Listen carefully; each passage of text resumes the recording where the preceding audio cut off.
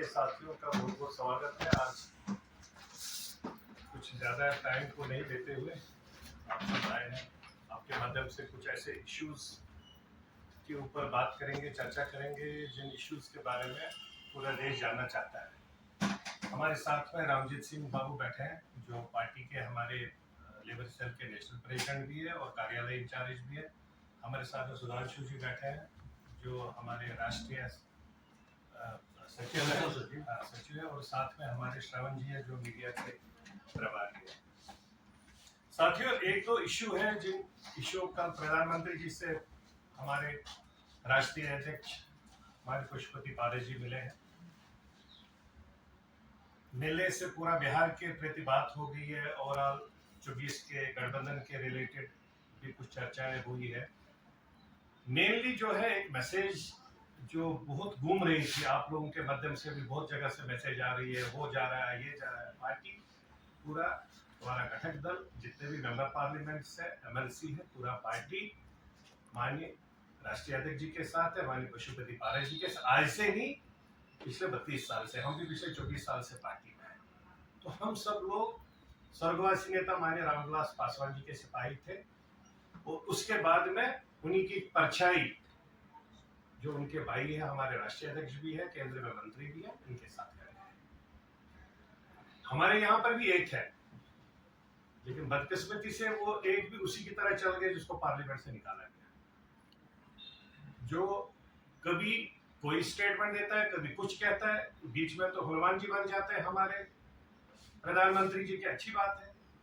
और उसके बाद में उसी प्रधानमंत्री जी को कहते हैं कि ये फेस है कम्युनलिज्म का। जो हमारे पास वीडियो है, जो हम आज करेंगे, उस वीडियो के माध्यम से हम लोग मीडिया के माध्यम से दिखाना चाहते हैं। जो कभी लालू जी को कहते हैं कि लालू जी मेरे अभिभावक हैं, जिस लालू जी के खिलाफ में स्वर्गवासी नेता माननीय रामविलास पासवान जी ने 32 साल संघर्ष किया। हमारे भाई साहब सीनियर वो जर्नलिस्ट बैठे हैं यहाँ पर, हम सब लोग डिस्कशन करते थे आज से 15 साल पहले भी।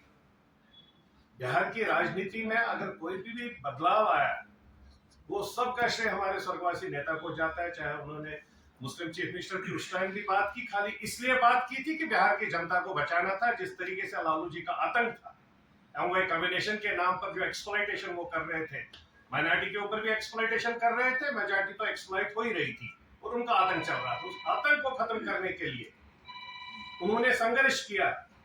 वो उनका बेटा निकल के बोल रहा है वो मेरे अभिभावक है, पैटर्न है। बताइए, वो पैटर्न अगर है तो किस बात के पैटर्न है? आज हम एक वीडियो लाना चाहते हैं आप सबके साथ में। ये रहा वीडियो।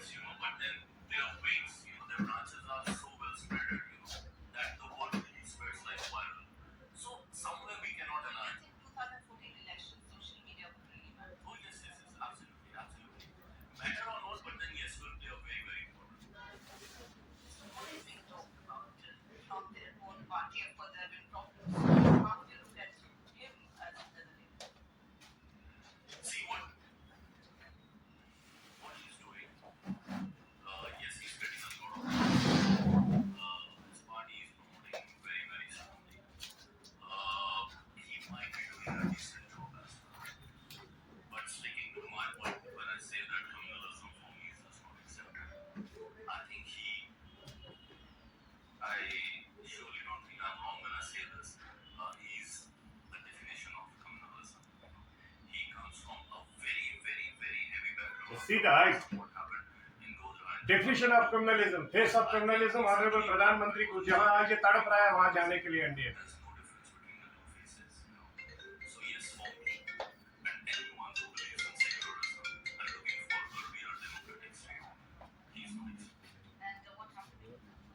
तो जब दूसरी जगहों के लिए बात होती है, मुजफ्फरपुर में क्या हो गया, दूसरी जगहों में क्या हो गया, तो उसके लिए उनके पास बात नहीं थी। और एक बात है, दूसरी वाली बात जो कश्मीरी पंडित की बात प्रियंका जी ने उठाई है, मैं प्रियंका गांधी जी को आपके माध्यम से ये मैसेज देना चाहता हूँ। वो कौन सी कश्मीरी पंडितानी है भाई? उसका भाई कौन सा कश्मीरी पंडित है? मैं तो खुद कश्मीरी पंडित हूँ। हम लोग तो 3.5 से 4 लाख कश्मीरी पंडित वहां से विस्थापित हो गए, उसके दादा की वजह से, राजीव गांधी की वजह से, उसके बाप की वजह से। राजीव फारूक अकाउंट जब कश्मीर में हो गया, उसकी वजह से 3.5 लाख 4 लाख लोग कश्मीरी पंडित वहां से माइग्रेंट हो गए। उसके साथ में कश्मीर में हकीकत में अगर गन कल्चर क्रिएट हो गया वो तो राजीव फारूक अकॉर्ड की वजह से क्रिएट हो गया। और हकीकत में कोई भी कश्मीरी ना कोई गन लेकर पैदा हुआ था, ना पिस्टल लेकर पैदा हुआ था, ना पत्थर लेकर पैदा हुआ था। आज वापस उस कश्मीर को रोड पर लाने के लिए जो श्रेय माननीय प्रधानमंत्री जी को और होम मिनिस्टर साहब को देना चाहते हैं वो नहीं दे रहे हैं। अब बीच में कश्मीरी पंडित के नाम से कश्मीरी पंडित अपने आप को बोलते हैं। अरे फिरोज गांधी या गांधी जो भी कहते थे वो कब से पारसी बनने लगा कि वो कश्मीरी पंडित था। अगर नेहरू जी की बात करें, नेहरू जी के मोतीलाल नेहरू जी कश्मीरी पंडित थे, लेकिन वो भी लाहौर में रहते थे, वो कभी कश्मीर में नहीं रहते थे। जवाहरलाल नेहरू ने अपने आप को कभी कश्मीरी पंडित बोला नहीं। अगर इंदिरा जी की जगह उनका बेटा होता तो तब भी हम मानते। इंदिरा जी की शादी गांधी के साथ हो गई तो वो तो पूरी फैमिली गांधी हो गई, तो वो कहां से कश्मीरी पंडित हो गया। तो लोगों को झूठ बोलने का जो काम कर रहे हैं कि इनको पता है कश्मीरी पंडित के नाम पर अगर कश्मीरी पंडित 3.5-4 लाख, आज वो 6 लाख हो गए हैं। They are all committed to NDA और वो सब कमिटेड है माननीय प्रधानमंत्री जी के। उनको जो मर्जी कोई भी बोले, उनको कोई लेना देना नहीं किसी के साथ। आज वो कहेंगे जब माइग्रेंट हो गए, माइग्रेशन के बाद में अगर कोई पार्टी खड़ी हो गई वो प्रेजेंट डिस्पेंसेशन खड़ा हो गया, किसी ने उनकी तरफ देखा नहीं। आज जो बड़ी बड़ी बातें कर रहे हैं कि ये इनके साथ ऐसा है वैसा है, तो हम लोग उन सबको कहना चाहते हैं ना तो कश्मीरी पंडित को एक्सप्लॉइट करिए, ना माननीय प्रधानमंत्री जी को, जो देश में एक हार्डकोर नेता है, ग्राउंड जीरो पर काम करने वाला है। और सबसे बड़ी बात है, अमीरों के काम हर मंत्रालय में होते थे, हर मिनिस्ट्रीज में होते थे, हर गवर्नमेंट में होते थे।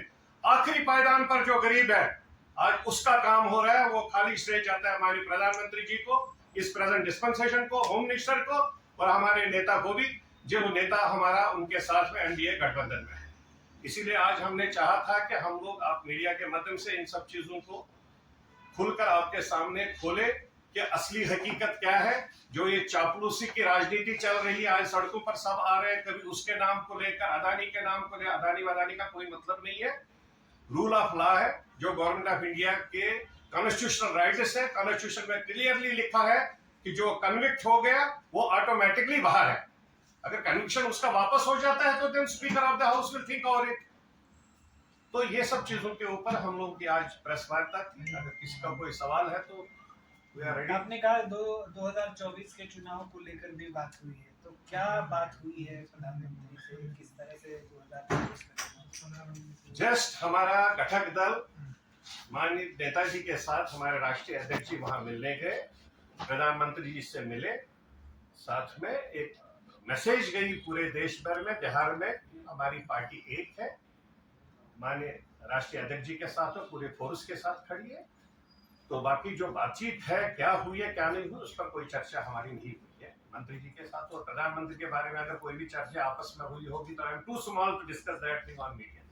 लगभग आप मानते हैं कि चिराग पासवान से भी हाथ दोस्ती का बढ़ा सकते हैं आप, या बिल्कुल रास्ते बंद हो? That is the prerogative of BJP. हम लोग का उसमें कोई थोड़ी ना ऐसे, अगर उनको लगता है उसके पास कुछ है, वो तो हमको भी पता है किसके पास क्या है। हमारे स्वर्गवासी नेता जब जिंदा थे तो माननीय पशुपति पारस जी स्टेट के हेड थे, आपको भी पता है। और उन्हीं के माध्यम से जो कुछ भी आज पार्टी की कैपेसिटी है, कैपेबिलिटी है, या पार्टी की स्ट्रेंथ है, या पार्टी का कार्यकर्ता है, खाली यहाँ पर ही नहीं, बिहार में ही नहीं, बिहार के बगैर भी, चाहे आप जम्मू कश्मीर की बात लीजिए, यूपी की बात लीजिए, जहां कहीं पर भी कंट्री में जितने स्टेट प्रेसिडेंट है सब इसके साइड में आ गए, पूरा टीम साथ में खड़ा हो गया। क्योंकि वो आज नहीं, वो पिछले 30 साल से सब लोग लगे थे। मैं भी 24 साल से लगा था, तो मैं स्वर्गवासी नेता के साथ लगा था। उसके बाद हमें परछाई दिखी यहाँ पर, तो ऑटोमेटिकली पूरी पार्टी जब साथ में खड़ी थी तो नेचुरली बाकी उनको क्या डिसीजन लेना है क्या नहीं, we are no one to decide that. It is their our senior NDA partner, whatever they have to decide, we cannot say anything for that. That is their prerogative. आपको इतना तो पता होगा, आप सीनियर पोस्ट पे हैं इतनी पे, बिहार में आप बीजेपी के साथ गठबंधन करते हो, कितनी सीटों की आप डिमांड रख रहे हैं? अभी it is too early to say. 24 के लिए अभी 1 साल पूरा बचा है। जब वो प्रक्रिया स्टार्ट हो जाएगी तो उस चीज पर चर्चा होगी, उन सब चीजों की चर्चा। अभी तो ग्राउंड जीरो पर जो काम हो रहा है, हम उस काम को देखना चाहते हैं किस तरीके से काम हो रहा है। आज देख रहे हैं आजकल हम नीतीश बाबू किस तरीके से वहां नोटंकी कर, मेरे को तो आज तो मैं मीडिया के सामने ये भी बोलूंगा, मैं तो फिर भी सोच रहा हूँ कि वो श्रावण के महीने में फिर से स्टार्ट करेगा कि मैं जी वापस पलटी मारूंगा, जो एज यूजुअल वो पलटी मारते आ रहे हैं। हर श्रावण का महीना अमरनाथ जी की यात्रा स्टार्ट होती है, उसकी भी पलटी स्टार्ट हो जाती है। हो सकता है इस श्रावण के महीने में वो फिर पलटी मारने की कोशिश करे, क्योंकि जो वहां पर माहौल बना हुआ है, आगे आगे हमारा डिप्टी बढ़ रहा है। पहले तो हम उनको मुबारकबाद भी देते हैं, कल कन्या भी उनके घर में आ गई, वो एक अलग एक सोशल कॉज है, उसमें हम लोग भी सब लोग खुश है। चलो हर एक का परिवार बढ़ता रहे, अगर हमारे वाले का नहीं बढ़ रहा है तो और किसी का बढ़ रहा है तो ठीक है, उसकी कोई दिक्कत है नहीं। बट मेन चीज ये है कि अच्छी बात है, बट ओवरऑल देखिए जितना वो आगे बढ़ रहा है, वो चीफ मिनिस्टर को कुर्सी की तरफ दौड़ रहा है। अगर वो चीफ मिनिस्टर, तो नीतीश बाबू जाएंगे कहाँ पर? वो अगर पलटी नहीं मारेंगे तो वो कहीं पर नहीं जाएंगे। और सबसे दूसरी बात है, जिस दिन वो उनको चीफ मिनिस्टर बनाएंगे उस दिन पूरा टीम साइड में, पूरा सेग्रीगेट हो जाएगा, they will go towards right and left. तो इसलिए ये सब चीजें, it is too early to discuss for Bihar elections as well as for parliament elections, that is going to take time.